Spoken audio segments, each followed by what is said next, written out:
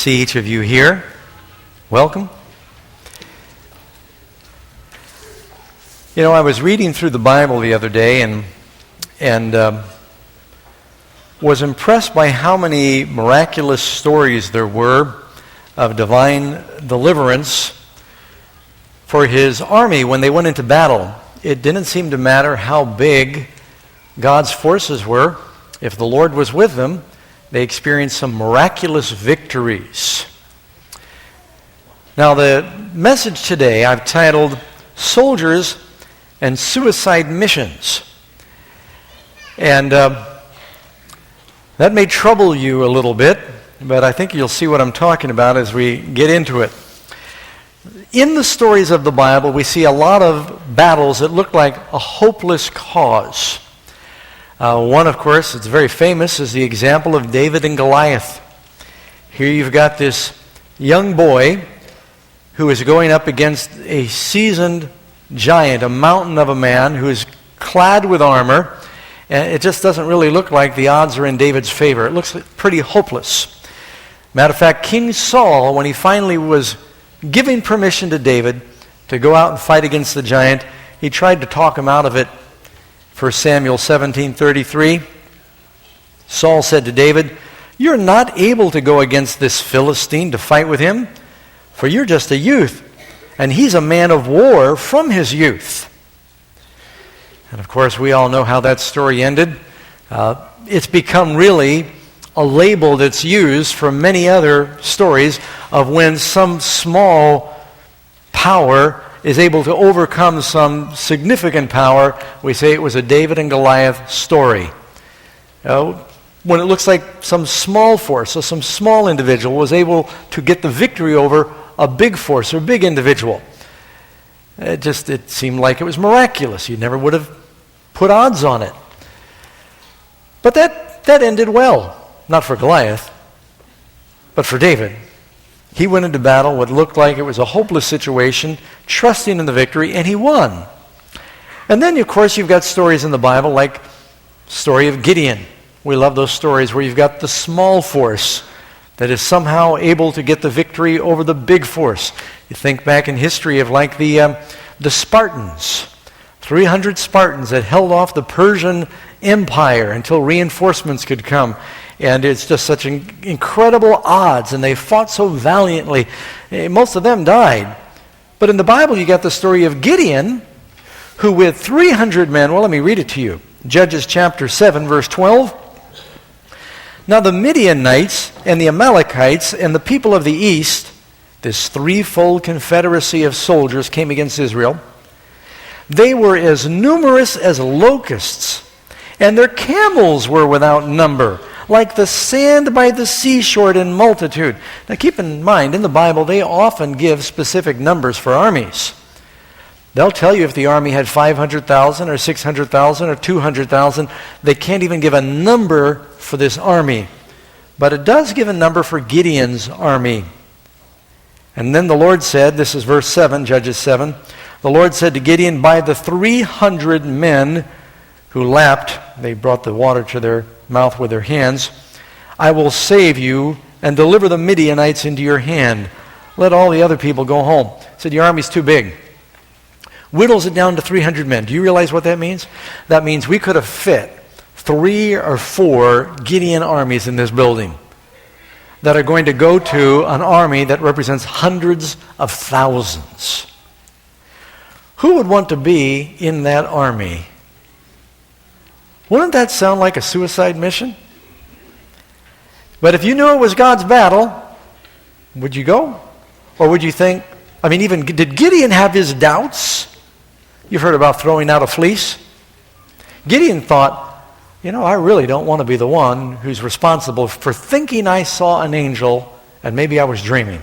Maybe I misunderstood that angel. And so 2 or 3 times he looks for signs from the Lord. He throws out the fleece twice, and he's still not sure. And then God gives him a dream that his servant interprets, because he wants to know, if I'm going to lead 300 men against hundreds of thousands, how many will I lose? Will I have 90% casualties? Generals make decisions about going to war, and they calculate the number of casualties they think that they can absorb. How'd you like to be in an army when the general stands up and says, I think we can win this battle. We might have 50% casualties, but I think we can win. Charge. I'd say, you first. Right? And Gideon goes against this force. Do you know there's not a record in the Bible that he lost a single man?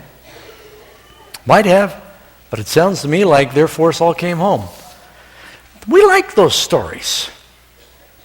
Those David and Goliath stories where you've got the small force that gets this incredible victory over the big force. But there are other stories in the Bible where God's soldiers obeyed and they lost their lives, but they still obey. How completely should a soldier obey? If you're a soldier in God's army,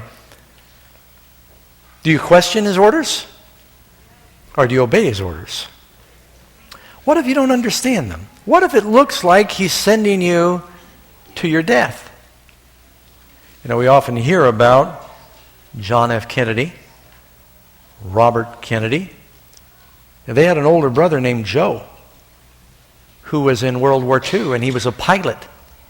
And in spite of his father having a diplomatic position, they sent him on a mission. They knew there was a good chance he would not return, and he did not. But he still went. There's a lot of soldiers that have taken on missions like that. If you're a soldier in Christ's army, would you take a mission that might cost you your life? You know, I remember reading a story in history. In 331 BC, Alexander the Great marched towards India with his armies. He had already conquered much of the then known world, and he would stop at nothing to have it. He was strong, brave, courageous, brilliant general, but he was resolute. His men trusted him. They'd follow him anywhere. He came to this one city as he got to the borders of India, and it was a very rough terrain country. City was up on a hill, valley, another mountain, cliff on the other side.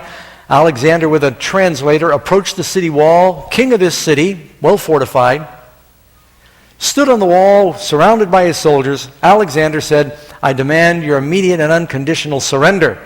The king put his hands on his hip, and he laughed down at Alexander. He said, are you mad? He said, we're in the city, we've got water, we've got food, we've got more soldiers than you. Why would I surrender?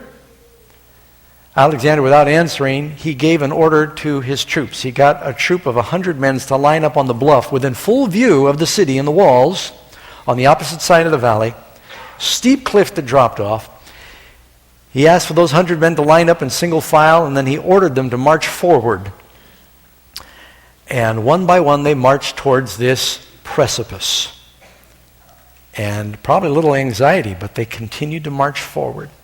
And when the first one reached the end, he stuck his foot out and marched right off the edge, tumbled to his death.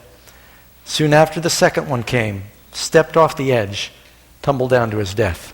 And the third, without hesitation, the fourth, the fifth, until they got to 11, and Alexander called out, halt.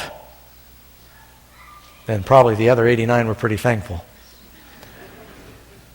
And Alexander again turned back to the king and he said, surrender.